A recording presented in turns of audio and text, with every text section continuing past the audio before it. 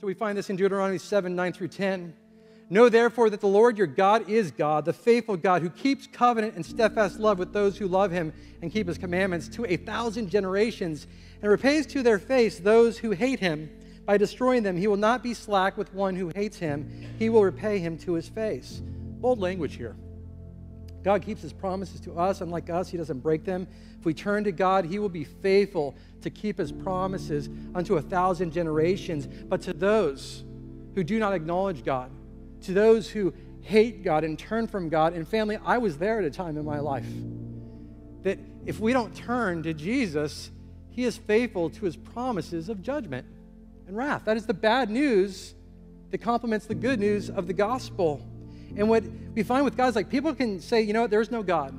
Like, he doesn't exist. I'm not. Someone says I'm an atheist. I don't believe in God. I just don't think he exists. It doesn't matter if you don't turn your face to God, that God will one day confront you. And we know this, that every knee will bow and every tongue will confess one day that Jesus Christ is Lord. I pray that it's on this side of the veil, family. God's faithfulness to bless or curse, his promise to save or condemn, forces us to make a decision. Which side of the promise do you want to be in? Do you want to experience God's blessing and salvation, or you want to experience God's curse and condemnation? Family, choose well this day whom you want to serve.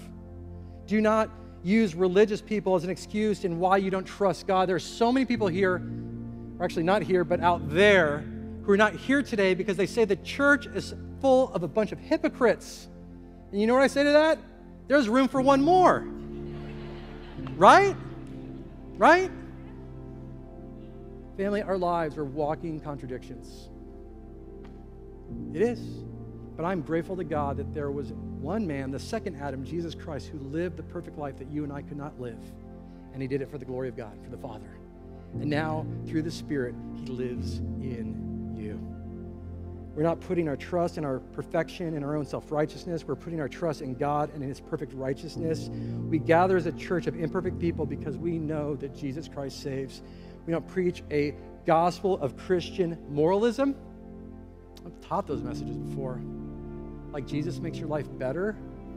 Like Jesus is like just an upgrade. No. It's like you're like bringing your car into the dealership and it can't even move. And Jesus says, I'm going to trade you for my best car in the lot. Here's my son. It's yours. Jesus doesn't make your life better. Jesus gives you life.